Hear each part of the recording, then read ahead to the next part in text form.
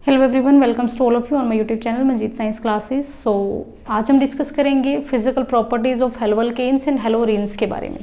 Last video के अंदर हमने डिस्कस किया है about method of preparation of haloalkanes and haloarenes. So क्या क्या फिजिकल प्रॉपर्टी होती है हेलोअल्केन की एंड हेलोअरीन्स की, वो डिस्कस करते हैं हम इस वीडियो के अंदर।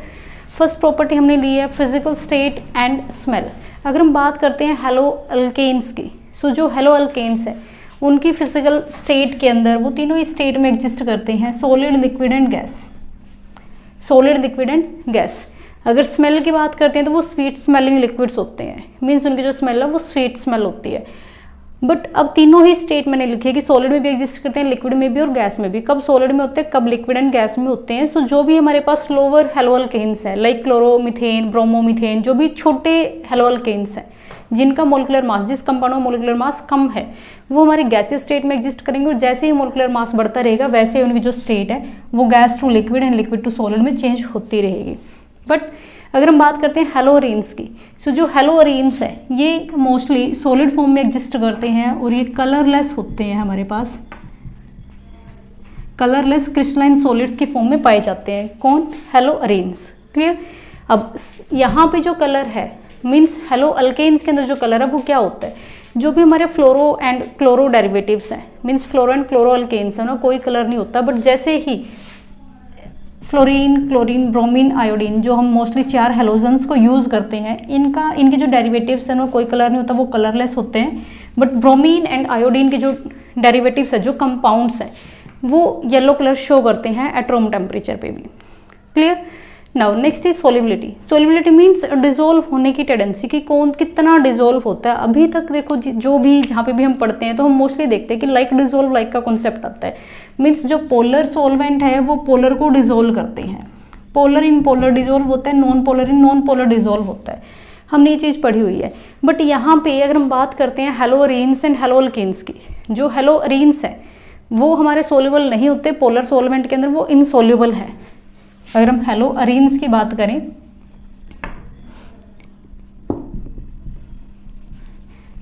अगर हम बात करते हैं पोलर सॉल्वेंट की तो उनके अंदर वो सोल्यूबल नहीं होते। बट अगर हम बात करते हैं नॉन पोलर सॉल्वेंट की तो उसके अंदर जो हेलोअरीन्स है वो हमारे सोल्यूबल होते हैं। क्लियर। बट अगर हम बात करते हैं हेलोअल्केन्स की, हेलोअल्केन्स भी हमारे स्लाइटली सोल्यूबल होते हैं पोलर सॉल्वेंट के अंदर। मीन्स अगर हम बात करते हैं water is a polar solvent, और जो हमारे पास हेलोअल्केन्स है ये भी हमारे पोलर नेचर के होते हैं। बट पोलर नेचर के होने के बावजूद भी जो हेलोअल्केन्स हैं ये लेस सोल्यूबल है पोलर सॉल्वेंट के अंदर। ऐसा क्यों है? अब लास्ट वीडियोज़ के अंदर हमने डिस्कस किया है कि जो हमारे पास हेलोअल्केन्स है, लाइक ये हमारे पास हेलोजन ग्रुप है कोई भी X। अब हेलोजन क्या होते हैं? इलेक्ट्रोनेगेटिव एलिमेंट है। इलेक्ट्रोनेगेटिविटी की वजह से, मीन्स जो कार्बन है और जो हेलोजन्स हैं उनके बीच में इलेक्ट्रोनेगेटिविटी डिफरेंस होने की वजह से यहाँ पे इस बॉन्ड के अंदर पोलैरिटी इंड्यूस हो जाती है। और पोलैरिटी मीन्स पोलर नेचर आ जाता है हमारे हेलोअल्केन्स के अंदर। पोलैरिटी होने के बावजूद भी वाटर के अंदर सोल्यूबल नहीं होते, बिकॉज अगर कोई भी हेलोअल्केन्स वाटर के अंदर डिसोल्व होगा तो इसका मतलब क्या है कि जो उनके बीच में बॉन्ड बना है, सबसे पहले तो डिसोल्व करवाने के लिए क्या करना होता है, यहाँ से जो वाटर है उसके आपस में हाइड्रोजन एंड ऑक्सीजन के साथ जो बॉन्डिंग है वो टूटेगी, और यहाँ से हेलोजन्स की आपस में हेलोजन एंड जो भी हमारे पास एल्काइल ग्रुप है उनकी बॉन्डिंग ब्रेक होगी। देन ब्रेक होने के बाद इनकी आपस में बॉन्डिंग बनेगी, देन ये डिसोल्व होगा। बट होता क्या है, यहाँ पे अगर ये बॉन्ड ब्रेक करवानी है तो इसके लिए हमें अमाउंट ऑफ एनर्जी की रिक्वायरमेंट होती है, और जो न्यू बॉन्ड बनेंगे वहाँ पे अमाउंट ऑफ एनर्जी रिलीज होती है। मीन्स जो ऑक्सीजन एंड हाइड्रोजन के बीच में बॉन्ड है ये स्ट्रॉन्गेस्ट हाइड्रोजन बॉन्ड है, हाइड्रोजन बॉन्डिंग होती है यहाँ पे। और हाइड्रोजन बॉन्ड को ब्रेक करने के लिए लार्ज अमाउंट ऑफ एनर्जी की रिक्वायरमेंट होती है। इतनी ज़्यादा अमाउंट ऑफ एनर्जी यहाँ से रिलीज नहीं होती कि इन बॉन्ड को तोड़ पाए। क्लियर। और जो आगे बॉन्ड बनता है RX और वाटर मॉलिक्यूल के बीच में, वो इतना ज़्यादा स्ट्रॉन्ग बॉन्ड नहीं बनता कि इतनी अमाउंट ऑफ एनर्जी को वो रिलीज कर पाए। क्लियर। सो इस वजह से हम बोलते हैं कि यहाँ पे स्लाइटली सोल्यूबल होता है पोलर सॉल्वेंट के अंदर। बट अगर बात करते हैं नॉन पोलर सॉल्वेंट की तो नॉन पोलर सॉल्वेंट में ये ज़्यादा सोल्यूबल होता है। Clear. Now next is density. अब डेंसिटी का मतलब होता है मास पर यूनिट वॉल्यूम। मीन्स जो हमारे हेलोअल्केन्स हैं या फिर हेलोअरीन्स हैं उनका अगर हम कंपैरिजन करें वाटर के साथ तो उनकी डेंसिटी कम होती है, ज़्यादा होती है, हेलोअल्केन्स एंड हेलोअरीन्स। सो अगर बात करते हैं हेलोअरीन्स की जो डेंसिटी है वो ज़्यादा होती है इन कंपैरिजन टू वाटर। जो हेलोअरीन्स है उनकी जो डेंसिटी है वो ज़्यादा होती है वाटर से। और अगर बात करते हैं हेलोअल्केन्स की, इसके अंदर जो हमारे फर्स्ट 2 हेलोअल्केन्स है, मीन्स जो पहले 2 हेलोजन है उनकी वजह से जो हेलोअल्केन्स बनते हैं उनकी जो डेंसिटी है वो लेस होती है वाटर से। बट जो नेक्स्ट है ब्रोमीन एंड आयोडीन, इनकी जो डेंसिटी है, इनसे जो हेलोअल्केन्स बनते हैं उनकी डेंसिटी ज़्यादा होती है वाटर से। क्लियर। अब जो डेंसिटी किस किस फैक्टर पे डिपेंड करती है, डेंसिटी आपने पढ़ा भी है, density is equal to mass per unit volume. सो जो मास है उसके ऊपर डिपेंड करती है हमारी डेंसिटी। मीन्स अगर हम एग्जांपल कंसिडर करें, पहले हेलोजन का ही हम ऑर्डर देखते हैं, हमारे पास फ्लोरीन, क्लोरीन, ब्रोमीन, आयोडीन। अगर इनके अंदर मीन्स हमें कोई भी ऐसा एग्जाम्पल दे दिया जाए CH3F, CH3Cl, CH3Br and CH3I, इन्हें पूछा जाएगा कि किसकी डेंसिटी ज़्यादा है, तो जो डेंसिटी है वो किसके ऊपर डिपेंड करती है, मास के ऊपर। अब यहाँ पे जो CH3 मीन्स जो एल्काइल ग्रुप है वो सेम है। सो डेंसिटी किसके ऊपर डिपेंड करेगी, डेंसिटी डिपेंड करेगी हमारे फ्लोरीन, क्लोरीन, ब्रोमीन, आयोडीन के ऊपर। जैसे ही हम पीरियोडिक टेबल के अंदर डाउन द ग्रुप मूव करते हैं तो उसके अकॉर्डिंग उसका जो मास है, जो एलिमेंट्स उनका जो मास है वो इंक्रीज होता है according to their atomic number. So यहाँ पे जो डेंसिटी है वो आयोडीन की सबसे ज़्यादा होगी, फिर ब्रोमीन की उससे कम एंड क्लोरीन की उससे कम, एंड फ्लोरीन की सबसे कम होगी क्योंकि फ्लोरीन का जो मास है वो सबसे कम है। सो नेक्स्ट हम डिस्कस करते हैं, अगर हमारे पास हेलोजन सेम है देन जो हमारे पास बल्कि ग्रुप है, मीन्स जो आर ग्रुप है, एल्काइल ग्रुप है, वो चेंज हो रहा है, उसके अकॉर्डिंग हमारी जो डेंसिटी है वो कैसे चेंज होगी। मोलिकुलर मास के ऊपर डायरेक्टली डिपेंडेंट शो करती है density, D is equal to M/V होता है। So density is directly proportional to mass. So जैसे जैसे मास बढ़ता रहेगा, अब यहाँ पे एक CH3 ग्रुप है, यहाँ पे इसकी जगह पे CH3 CH2 हो गया, C3H7 हो गया, तो मास कैसे इंक्रीज हो रहा है, इस साइड मास इंक्रीज हो रहा है। सो उसके अकॉर्डिंग इनकी जो डेंसिटी है वो इंक्रीज होती रहेगी। Then next is CH2Cl2, CHCl3 and CCl4। अब अगर हम मास चेक करें, कार्बन यहाँ पे तीनों के अंदर एक एक कार्बन है, कार्बन का मास 12, 2 हाइड्रोजन की वजह से 2, 2 क्लोरीन की वजह से, एक क्लोरीन का 35.5 होता है, 2 का हम मल्टीप्लाई बाई 2 कर देंगे। अब यहाँ पे कार्बन का वही 12, हाइड्रोजन का 2, 3 मल्टीप्लाई 35.5। सो यहाँ पे जो मास है वो इंक्रीज हो गया, इसका क्या हो जाएगा 4 मल्टीप्लाई 35.5, कार्बन का हमारा हो जाएगा 12। तो जस्ट जो डिफरेंस है, एक हाइड्रोजन था यहाँ पे, एक हाइड्रोजन की वजह से 1 आएगा मास। सो जैसे जैसे हम इस साइड आ रहे हैं, लेफ्ट टू राइट मूव कर रहे हैं, तो मास इंक्रीज हो रहा है, मास इंक्रीज हो रहा है, इट मीन्स दैट इनकी जो डेंसिटी है वो इंक्रीज हो रही है। सो जो डेंसिटी है वो हमारी डिपेंड करती है एटॉमिक नंबर के ऊपर, atomic number and molecular mass के ऊपर। क्लियर। जैसे जैसे एटॉमिक नंबर इंक्रीज होगा हेलोजन्स का, वैसे वैसे डेंसिटी इंक्रीज होगी, और जैसे जैसे मोलिकुलर मास इंक्रीज होगा किसी भी हेलोअल्केन्स का, उसके अकॉर्डिंग उसकी जो डेंसिटी है वो इंक्रीज होगी। Clear. Now next is melting and boiling point. अब melting and boiling point depend करता है अट्रैक्शन के ऊपर। अगर फोर्सेस ऑफ अट्रैक्शन स्ट्रॉन्ग होंगे, जो भी हमारे हेलोअल्केन्स है उनके अंदर अट्रैक्शन स्ट्रॉन्ग है, जो फोर्स है वो स्ट्रॉन्ग है, तो जो मेल्टिंग एंड बॉइलिंग पॉइंट होगा वो हाई होगा। Melting point and boiling point वो हाई होगा, मीन्स उनको तोड़ने के लिए, जो बॉन्ड है उनको ब्रेक करने के लिए ज़्यादा अमाउंट ऑफ एनर्जी की ज़रूरत होगी, ज़्यादा टेम्परेचर हमें देना पड़ेगा। सो यहाँ पे जो हमारे हेलोअल्केन्स है उनके अंदर होती है पोलैरिटी। हेलोअल्केन्स या हेलोअरीन्स है उनमें पोलैरिटी है, और उनकी पोलर नेचर होने की वजह से जो उनका बीच का बॉन्ड है, हेलोअल्केन्स के बीच का जो बॉन्ड है वो स्ट्रॉन्ग होता है। So that's why melting point and boiling point of haloalkanes and haloarenes are high. But ये किसके ऊपर डिपेंड करता है, जो मेल्टिंग पॉइंट और बॉइलिंग पॉइंट है। मोस्टली आपसे बॉइलिंग पॉइंट के बारे में पूछा जाता है। जो बॉइलिंग पॉइंट है वो हमारे 2 फैक्टर्स के ऊपर डिपेंड करता है। Clear. First is molecular mass and second is branching.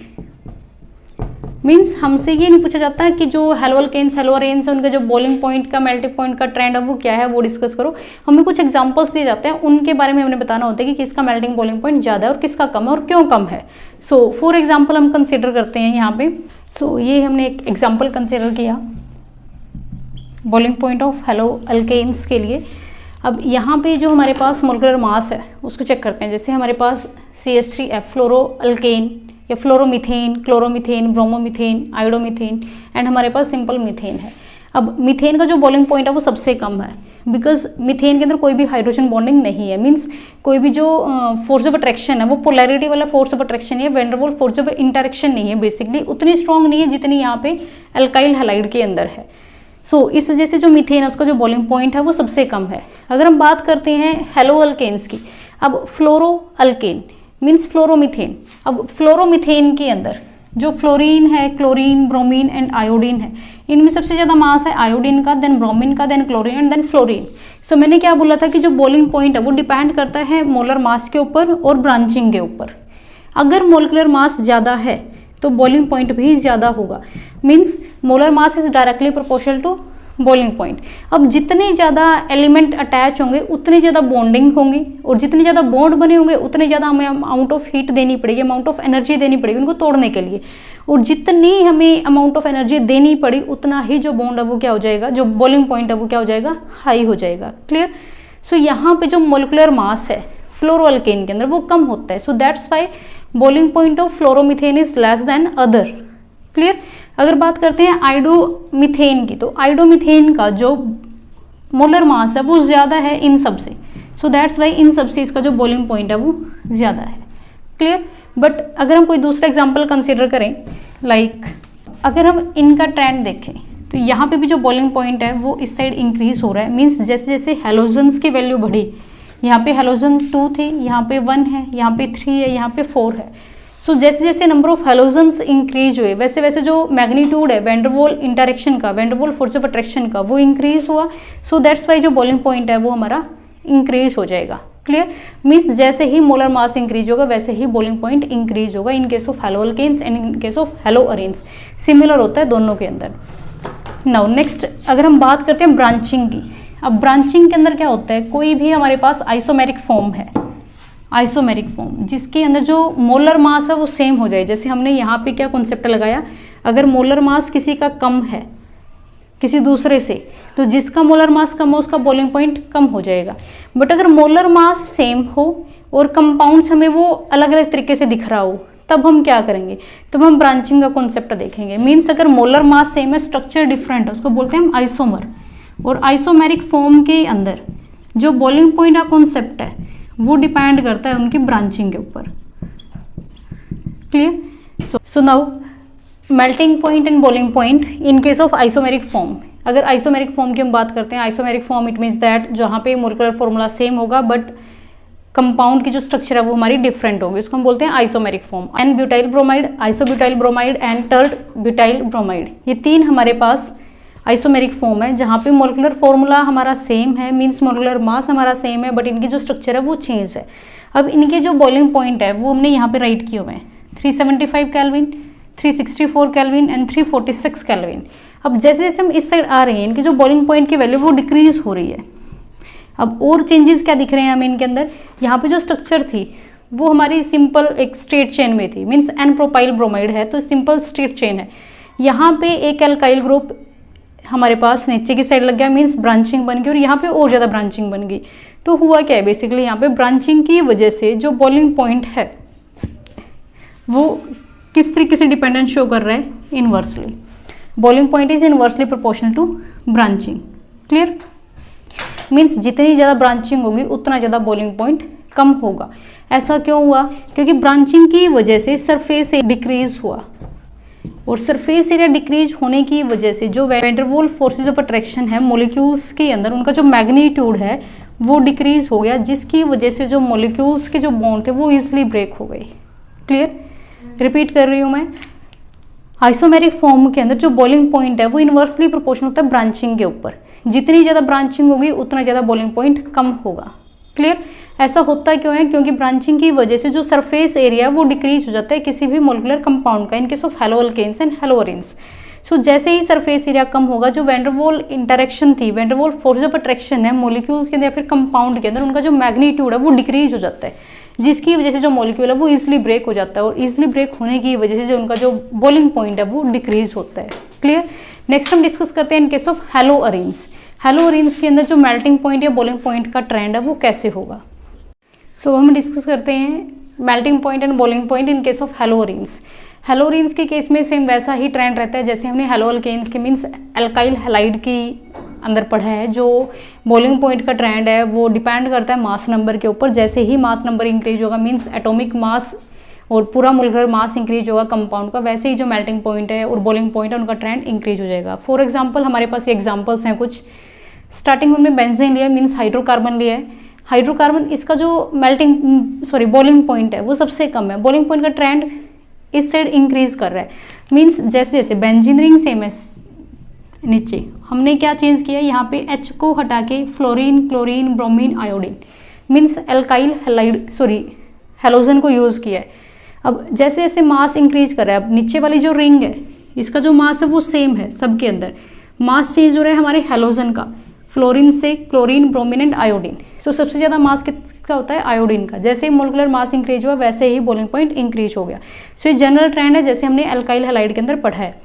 Next अगर हम बात करते हैं आइसोमेरिक फॉर्म की in case of haloarenes. So isomeric form के अंदर जो बॉइलिंग पॉइंट का ट्रेंड है वो नियरली सेम रहता है मीन्स जो बॉइलिंग पॉइंट है वो इतना ज़्यादा वेरी नहीं करता। जैसे अगर हम बात करते हैं ऑर्थो फॉर्म की तो यहाँ पे जो बॉइलिंग पॉइंट है वो 453 केल्विन है। अगर बात करते हैं मेटा पोजिशन की तो 446 एंड पैरा पोजिशन की 448 नियरली सिमिलर होता है। और यहाँ पे अगर हम देखें कि सबसे ज़्यादा बॉइलिंग पॉइंट किसका है तो हमारा सबसे ज़्यादा होता है ऑर्थो का, देन उसके बाद पैरा और देन उसके बाद मेटा। सो हमने ये ट्रेंड याद रखना है in case of boiling point. और आइसोमेरिक फॉर्म में अगर हम बात करते हैं मेल्टिंग पॉइंट की, यहाँ पे जो मेल्टिंग पॉइंट का ट्रेंड है वो ज़्यादा चेंज होता है और ये इंपॉर्टेंट भी है। आइसोमेरिक फॉर्म में जो मेल्टिंग पॉइंट है वो ज़्यादा इंपॉर्टेंट है। अब जो मेल्टिंग पॉइंट का ट्रेंड है उसमें वेरिएशन भी ज़्यादा आता है। यहाँ पे 256, 249 देन 325 केल्विन, इतना ज़्यादा वेरिएशन आया। तो ऐसा क्यों होता है? जो पैरा फॉर्म है मीन्स जो पैरा आइसोमर है उसका जो मेल्टिंग पॉइंट है वो सबसे ज़्यादा होता है due to the symmetry. Because जो पैरा आइसोमर है इसके अंदर सिमेट्री ज़्यादा होती है। सिमेट्री ज़्यादा होने की वजह से क्रिस्टल लैटिस के अंदर फिट हो जाता है मीन्स ये क्लोजली पैक्ड होता है। और क्लोजली पैक्ड होने की वजह से हमें क्रिस्टल लैटिस को मेल्ट करने के लिए मीन्स बॉन्ड को ब्रेक करने के लिए ज़्यादा अमाउंट ऑफ एनर्जी की जरूरत होती है। और इतनी ज़्यादा अमाउंट ऑफ एनर्जी को जब हम देंगे तो इट मीन्स दैट इसका जो मेल्टिंग पॉइंट है वो बहुत ज़्यादा हाई हो जाएगा। So that's why due to its symmetry इसका जो मेल्टिंग पॉइंट है वो सबसे ज़्यादा होता है। इसके बाद जो मेल्टिंग पॉइंट है वो ज़्यादा होता है ऑर्थो पोजीशन का। अब इसको याद करने के लिए हम सिंपल सी ट्रिक यूज़ करते हैं, मेथड ऑफ प्रिपरेशन। मीन्स किसी भी चीज़ जो हमने मेथड ऑफ प्रिपरेशन पढ़े थे तो उसी लाइन को हमने याद करना है। मेथड ऑफ प्रिपरेशन सबसे ज़्यादा पैरा आइसोमर, उसके बाद ऑर्थो, देन उसके बाद मेटा। ये ट्रिक हमने यूज़ की है मेल्टिंग पॉइंट के लिए। मेल्टिंग पॉइंट के केस में आप सिंपल सी लाइन याद रखोगे, मेथड ऑफ प्रिपरेशन, उसके अकॉर्डिंग हमारे जो आइसोमर है उनका जो बॉइलिंग पॉइंट है उसका ट्रेंड हम निकाल पाएंगे। क्योंकि हमसे कोई भी ये नहीं पूछेगा कि पैरा आइसोमर का मेल्टिंग पॉइंट कितना है, ऑर्थो का कितना है और मेटा का कितना है। हमसे सिर्फ ट्रेंड पूछा जाएगा किसका कम है, किसका ज़्यादा है, क्यों कम है और क्यों ज़्यादा है। क्लियर? सो ये था हमारा melting point and boiling point in case of haloalkanes and haloarenes. Next हम डिस्कस करते हैं डायपोल मोमेंट दोनों ही केस में। So now next property is dipole moment. अब dipole moment first time discuss करते हैं in case of haloalkanes. Dipole moment को म्यू से डिनोट करते हैं और mu is equal to d into charge means distance into charge. अब जो डिस्टेंस है वो किसके बीच में होता है? जो भी हमारा कंपाउंड है उनके बीच में बॉन्ड लेंथ कितनी है। मीन्स जैसे अगर हम बात करें CH3F तो कार्बन और फ्लोरीन की जो बॉन्ड लेंथ है वो कितनी है, मीन्स दोनों के बीच में जो बॉन्ड लेंथ है उसका डिस्टेंस कितना है, बॉन्ड लेंथ कितनी है, वो होता है D। और क्यों क्या होता है? चार्ज। मीन्स यहाँ पर पोलैरिटी कितनी है। अब इन दो फैक्टर्स के ऊपर डिपेंड करता है हमारा डायपोल मोमेंट। अब अगर हम firstly one by one discuss करते हैं, अगर हम बात करते हैं क्यू मीन्स चार्ज की। अब चार्ज किसकी वजह से? इलेक्ट्रोनेगेटिविटी की वजह से। अब पीरियोडिक टेबल के अंदर अगर हम डाउन द ग्रुप मूव करते हैं means fluorine, chlorine, bromine to iodine, अगर हम डाउन द ग्रुप मूव करते हैं तो इलेक्ट्रोनेगेटिविटी डिक्रीज होती है। सबसे ज़्यादा होती है फ्लोरीन की, फिर उससे कम क्लोरीन की, उससे कम ब्रोमीन की, उससे कम आयोडीन की। सो इसके अकॉर्डिंग जो डायपोल मोमेंट है वो डिक्रीज होना चाहिए डाउन द ग्रुप। मीन्स जैसे अगर हमने ये एक एग्जाम्पल कंसिडर किया है, इसके according on the basis of electronegativity difference के अकॉर्डिंग अब जितना डाउन द ग्रुप जाता रहेगा इलेक्ट्रोनेगेटिविटी की वैल्यू कम होती रहेगी और जितनी कम वैल्यू आएगी उतनी बॉन्ड के ऊपर पोलैरिटी कम हो जाएगी। सो उसके अकॉर्डिंग जो डायपोल मोमेंट है वो सबसे ज़्यादा होना चाहिए फ्लोरीन का, फिर क्लोरीन, फिर ब्रोमीन और फिर आयोडीन का सबसे कम होना चाहिए। बट हमने क्या लिखा है, dipole moment mu is equal to d into q, means distance के ऊपर भी डिपेंड करता है। अब जैसे ही अगर हम बात करते हैं डिस्टेंस की, distance means bond length, bond length की अगर बात करते हैं तो C और F के बीच का बॉन्ड, C और Br के बीच का बॉन्ड, C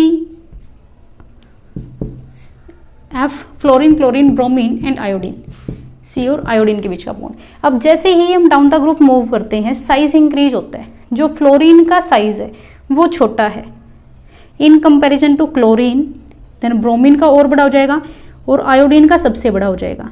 अब कार्बन के साथ बॉन्डिंग है, कार्बन का जो साइज है वो फिक्स रहेगा हर जगह पे, कार्बन का साइज यहाँ पे भी फिक्स रहेगा। एक्सपेरिमेंटली हमने देखा भी है कि जो बॉन्ड लेंथ है Ci के केस में वो ज़्यादा होती है in comparison to Cbr, CCl and Cf। So इसके अकॉर्डिंग अगर बॉन्ड लेंथ Ci के केस में ज़्यादा है तो डायपोल मोमेंट तो D के ऊपर भी डिपेंड करता है, मीन्स हमारा जो डिस्टेंस है उसके ऊपर भी डिपेंड करता है। जिसके अंदर डिस्टेंस ज़्यादा होगा, बॉन्ड लेंथ ज़्यादा होगी तो उसका जो डायपोल मोमेंट है वो ज़्यादा होना चाहिए। Means according to bond length या डिस्टेंस के बेस पे हमारे पास जो डायपोल मोमेंट है वो CH3I का सबसे ज़्यादा होना चाहिए, देन CH3Br, देन CH3Cl और सबसे कम होना चाहिए CH3F का। क्लियर? हमारे पास ये दो ऑर्डर आते हैं बट दोनों ही हमारे पास गलत है। मीन्स हम अकेले एक फैक्टर को कंसिडर करके डायपोल मोमेंट को डिसाइड नहीं कर सकते। जो डायपोल मोमेंट है वो दोनों का एप्लीकेशन है, मीन्स दोनों के ऊपर डिपेंड करता है। अब इस केस में यहाँ से हम देख रहे थे कि फ्लोरीन की जो इलेक्ट्रोनेगेटिविटी है वो सबसे ज़्यादा है, सबसे ज़्यादा है मीन्स सबसे ज़्यादा पोलर बॉन्ड फ्लोरीन के केस में बनता है। बट फ्लोरीन के केस में यहाँ पे साइज कम है, साइज कम होने की वजह से जो बॉन्ड लेंथ है वो सबसे छोटी है। तो यहाँ पे इसमें तो डायपोल मोमेंट ज़्यादा आ रहा था, इस केस में यहाँ पे डायपोल मोमेंट सबसे कम आ रहा था। क्लियर? सो जो इलेक्ट्रोनेगेटिविटी और जो हमारे पास डिस्टेंस का फैक्टर है वो इंडिविजुअली कंसिडर ना करके वो कोलेक्टिवली कंसिडर किए जाते हैं और ये फैक्टर दूसरे फैक्टर के ऊपर डोमिनेट करता है। सो इस वजह से यहाँ पे जो करेक्ट ऑर्डर हमारा मिलता है हमें, वो मिलता है कि जो डायपोल मोमेंट है वो क्लोरीन का सबसे ज़्यादा होता है, देन फ्लोरीन का उससे कम होता है। क्लियर? क्योंकि जो फ्लोरीन का साइज है वो छोटा है कंपेरेटिवली टू क्लोरीन। क्लियर? सो यहाँ पे जो करेक्ट ऑर्डर है हमारे पास वो आता है, सबसे ज़्यादा होता है क्लोरीन का, देन फ्लोरीन, और यहाँ पे जो हमारा ऑर्डर था वो सेम चलता है। मीन्स फ्लोरीन के बाद हमारा जाएगा bromine and then iodine. Clear? So ये हमारा करेक्ट ऑर्डर बनता है डायपोल मोमेंट का in case of haloalkanes. Same अगर हम डिस्कस करते हैं हेलोअरीन्स के अंदर डायपोल मोमेंट कैसे होगा वो देखते हैं। इन केस ऑफ हेलोअरीन्स, सो हेलोअरीन्स के केस में जो डायपोल मोमेंट की वैल्यू है वो हमारी सिमिलर रहती है जैसे हेलोअल्केन्स के अंदर हमने डिस्कस किया। क्लोरीन जो डेरिवेटिव है, क्लोरीन के जो हेलोअरीन्स हैं उनका डायपोल मोमेंट ज़्यादा होते हैं in comparison to fluorine and other haloarenes. वही सेम रीजन रहेगा जैसे वहाँ पे हमने डिस्कस किया कि फ्लोरीन का जो साइज है वो छोटा होता है, फ्लोरीन का साइज छोटा होने की वजह से जो बॉन्ड लेंथ है वो कम हो जाएगी। सो सेम रीजन की वजह से यहाँ पे जो हेलोअरीन्स के केस में है फ्लोरोबेंजीन का जो डायपोल मोमेंट है वो कम होता है in comparison to chlorobenzene. Clear? Next अगर हमारे पास आइसोमेरिक फॉर्म दी हुई है तो सिंपल हो गया, क्लोरीन, फ्लोरीन, ब्रोमीन, आयोडीन इनके बेस पे, जहाँ पे जो क्लोरीन की बॉन्ड लेंथ है वो कंपैरेटिवली फ्लोरीन की बॉन्ड लेंथ के ज़्यादा होती है। मीन्स अगर दोनों फैक्टर को डिस्कस किया जाए क्यू इंटू डी तो यहाँ से जो म्यू की वैल्यू है वो इन केस ऑफ क्लोरीन ज़्यादा आती है in comparison to fluorine. Clear? So इस वजह से इसका डायपोल मोमेंट ज़्यादा होता है इन कंपैरिजन टू फ्लोरोबेंजीन के। बट अगर हमें आइसोमेरिक फॉर्म दी हो तो वहाँ पे हम डायपोल मोमेंट को कैसे कैलकुलेट करेंगे वो डिस्कस करते हैं। Now in case of isomeric form, so firstly जब भी हम डायपोल मोमेंट को कैलकुलेट करते हैं तो डायपोल मोमेंट को हम शो करते हैं इस एरो से, और ये एरो हमारा जाता है lower electronegative element to the higher electronegative element. For example हमारे पास है यहाँ पे HF ऐसे लिखा हुआ है, H और F के बीच में बॉन्ड बना हुआ है। फ्लोरीन की जो इलेक्ट्रोनेगेटिविटी है वो ज़्यादा इन कंपैरिजन टू हाइड्रोजन। सो जो डायपोल मोमेंट की डायरेक्शन है वो हमारी होगी हाइड्रोजन टू फ्लोरीन। क्लियर? सो इसी कॉन्सेप्ट को ध्यान में रखते हुए यहाँ पे हम डायपोल मोमेंट की वैल्यू कैलकुलेट करते हैं। सो ये हमारे पास कार्बन है, कार्बन की इलेक्ट्रोनेगेटिविटी कम होती है इन कंपैरिजन टू क्लोरीन। सो अगर हम पैरा आइसोमर के अंदर, पैरा आइसोमर में अगर चेक करते हैं तो क्लोरीन की साइड हमारे डायपोल मोमेंट की डायरेक्शन होगी। सो क्लोरीन, कार्बन से क्लोरीन की साइड डायपोल मोमेंट हमारा मूव करेगा। सो यहाँ पे भी सेम अब जितना डाइपोल मोमेंट यहाँ पे होगा, बिकॉज यहाँ पे भी बॉन्ड कार्बन एंड क्लोरीन के बीच में, यहाँ पे भी बॉन्ड कार्बन एंड क्लोरीन के बीच में है, दोनों डाइपोल मोमेंट की डायरेक्शन एंटी एक दूसरे से अपोजिट है। सो ये क्या हो जाएंगे, कैंसिल आउट हो जाएंगे। जितने डाइपोल मोमेंट की वैल्यू यहाँ आएगी उतने ही सेम डाइपोल मोमेंट की वैल्यू यहाँ पे आएगी, बट अपोजिट डायरेक्शन में आएगी। सो दैट्स वाई दोनों कैंसिल आउट करेंगे एक दूसरे को। सो म्यू की वैल्यू आएगी 0। क्लियर, डाइपोल मोमेंट 0 आएगा इन case of para isomer. But अगर हम बात करते हैं ऑर्थो एंड मेटा आइसोमर, ये हमारे पास ऑर्थो आइसोमर है और ये हमारे पास मेटा आइसोमर है। सो ऑर्थो एंड मेटा आइसोमर के अंदर डाइपोल मोमेंट की कुछ ना कुछ वैल्यू दी हुई है। ऑर्थो के केस में ज़्यादा है, मेटा के केस में कम है। सो यहाँ पे अगर हम दोनों हैलोजन की बात करें, दोनों हैलोजन के बीच में जो बॉन्ड एंगल है, जो बॉन्ड एंगल हमारे पास आया है वो है 60 degree. But in case of meta isomer bond angle की जो वैल्यू है वो होती है 120 degree. And according to law of parallelogram आपने पढ़ा होगा mu is equal to under root म्यू1 का स्क्वायर प्लस म्यू2 का स्क्वायर प्लस 2 म्यू1 म्यू2 कोस थीटा। क्लियर। सो अगर हम वैल्यूज पुट करें, अब यहाँ पे म्यू1 की वैल्यू कुछ ना कुछ आएगी, यहाँ पे डाइपोल मोमेंट कुछ ना कुछ आएगा, यहाँ पे भी डाइपोल मोमेंट कुछ ना कुछ आएगा। सेम अपोजिट डायरेक्शन नहीं है, इनका जो रिजल्टेंट डाइपोल मोमेंट है वो कुछ इस डायरेक्शन में होगा। सेम यहाँ पे दोनों की डाइपोल मोमेंट की वैल्यू कुछ ना कुछ आएगी, एक को म्यू1 बोलेंगे दूसरे को म्यू2 बोलेंगे। सो कुछ ना कुछ डाइपोल मोमेंट की वैल्यू आएगी, रिजल्टेंट डाइपोल मोमेंट हमें पर्टिकुलर डायरेक्शन के अंदर मिलेगा। तो उनके अकॉर्डिंग यहाँ पे अब म्यू1 म्यू2 की वैल्यू कुछ ना कुछ आएगी, यहाँ पे कोई ना कोई वैल्यू होगी, यहाँ पे भी कोई ना कोई वैल्यू होगी। बात है यहाँ पे एंगल की, अगर हम बात करते हैं कोस 60 डिग्री, सो कोस 60 डिग्री हमारे पास होता है 1/2 मीन्स 0.5। और अगर हम बात करते हैं कोस 120 की, कोस 120 डिग्री इज इक्वल टू -1/2 या फिर 0.5। क्लियर। सो अगर हम वैल्यूज पुट करेंगे यहाँ पे, अगर हम बात करते हैं ऑर्थो आइसोमर की, ऑर्थो आइसोमर में जब हम वैल्यू पुट करेंगे तो यहाँ पे 2 म्यू1 म्यू2 इंटू कोस थीटा की वैल्यू क्या है 0.5 मीन्स वैल्यूज हमारे पास पॉजिटिव में आई, कुछ ना कुछ सोल्व करके यहाँ पे वैल्यू हमारे पास पॉजिटिव में होगी। बट अगर हम बात करते हैं मेटा आइसोमर की, मेटा आइसोमर में यही वैल्यू हमारे पास होगी म्यू1 का स्क्वायर प्लस म्यू2 का स्क्वायर, यहाँ पे कुछ ना कुछ वैल्यू होगी -2 म्यू1 म्यू2 0.5। बिकॉज जो कोस 120 डिग्री है उसकी वैल्यू क्या है माइनस के 0.5, ये माइनस का प्लस के साथ मल्टीप्लाई होगा तो माइनस के 2 म्यू1 म्यू2 0.5 हो जाएगा। क्लियर। सो यहाँ पे इनमें से कुछ ना कुछ वैल्यू माइनस होकर हमारा रिजल्टेंट डाइपोल मोमेंट निकलेगा, जबकि यहाँ पे म्यू1 का स्क्वायर प्लस म्यू2 के स्क्वायर में कुछ ना कुछ वैल्यू ऐड होगी। सो जहाँ पे वैल्यू ऐड होगी उसकी वैल्यू हमारे पास ज़्यादा होगी डाइपोल मोमेंट की, और जहाँ पे कुछ ना कुछ माइनस होगी उसकी वैल्यू हमारे पास डाइपोल मोमेंट की कम होगी। So due to angle between two halogen atoms, जो ऑर्थो आइसोमर है इसके अंदर जो डाइपोल मोमेंट की वैल्यू वो ज़्यादा होती है in case of meta isomer. Clear. So ये थे हमारे पास physical properties of haloalkanes and haloarenes. Next video के अंदर हम डिस्कस करेंगे nature of CX bond in case of haloalkanes and haloarenes. Thank you, have a nice day.